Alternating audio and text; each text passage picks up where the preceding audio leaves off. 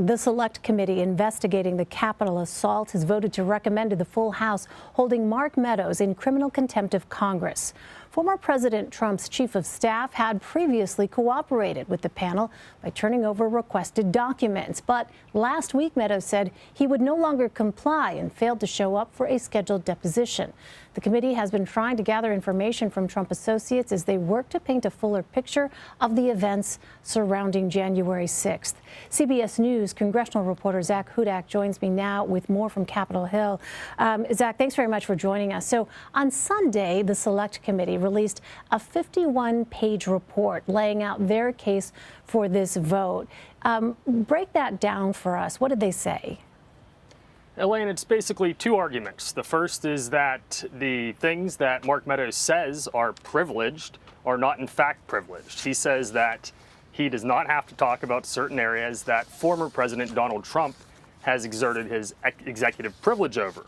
However, the committee says that doesn't make any difference. What matters is what the sitting president says. And the sitting president, Joe Biden, has declined to exert privilege over these documents. So that's the first point. They say that argument doesn't make sense. The second point is that the committee has a number of documents that Meadows gave to them, which they outlined, and some of the findings in it are somewhat damning. And in addition to that, Meadows has a book coming out. And between those two items, the committee is saying, look, even if there was a legitimate privilege argument to be made here, he's already breaking that in these various ways. So it doesn't make any sense. We should have him talk or not have him talk.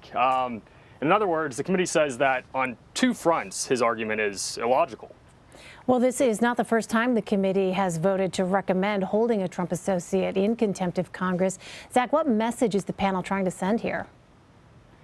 The message, Elaine, is that they want this information, that they will find it one way or another. I think that really for the committee, it is a last resort to move into this contempt category because it's going to take so long for prosecution and all of that, that they're probably not going to get the information they want from Meadows now. Basically, by initiating the contempt recommendation, they have cut off any further hopes that Meadows might change his mind and give them some information.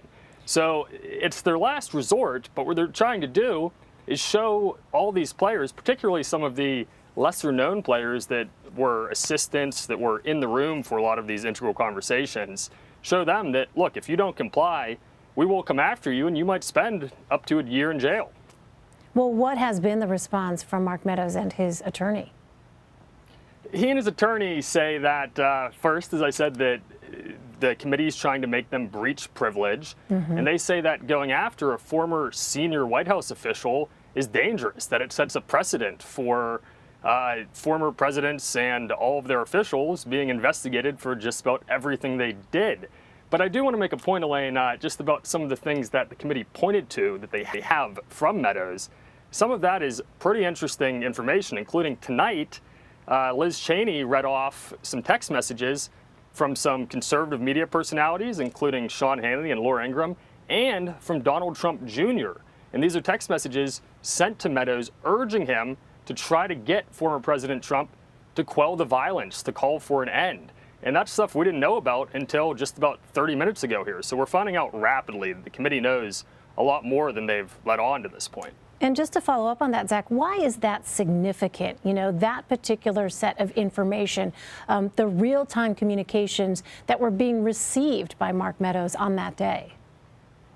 It's significant, Elaine, because the committee wants to know exactly what President Trump and his associates did that encouraged the riot at the Capitol that day, but also what they didn't do and what they did potentially to slow the response. I think we've kind of forgotten as time has gone on just how baffling it was after that day that for hours, a few thousand supporters of the president had overtaken the Capitol where all of Congress was. I mean, it's something that you kind of didn't think should be imaginable. And so there's still a lot of questions swelling of really how was that not stopped and how did it go on for so long? Where was the National Guard and the other forces that could have helped disperse the crowd sooner? So, Zach, take us through next steps here. With this recommendation now done, what happens next? You have the full House taking it up, right, on voting whether to go ahead and proceed with holding Mark Meadows in contempt. That's right, Elaine. That could happen as soon as tomorrow, and it almost certainly will happen this week. And we expect the House to easily pass that bill. The Democrats control the House, and I don't expect any Democrats to vote against the resolution. What that does is recommends that the Justice Department then prosecutes Mark Meadows.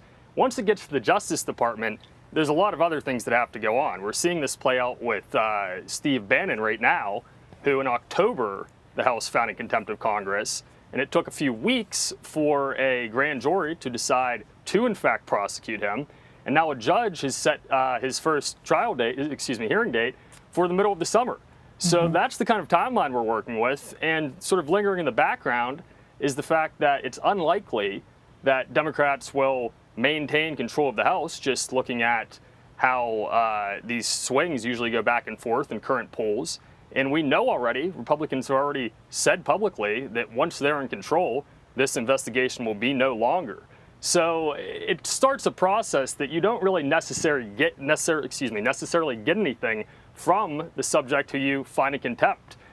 Really what they're doing is creating an example out of him, but it's probably going to be late summer or fall by the time we actually see this prosecution playing out. Yeah, so then looking to the future, if that's the case, Zach, then when can we expect the committee's sort of full findings during this investigation to actually be made public? Well, Chairman Benny Thompson has said a number of times that he would like to have things really coming to a close sort of by the end of the spring.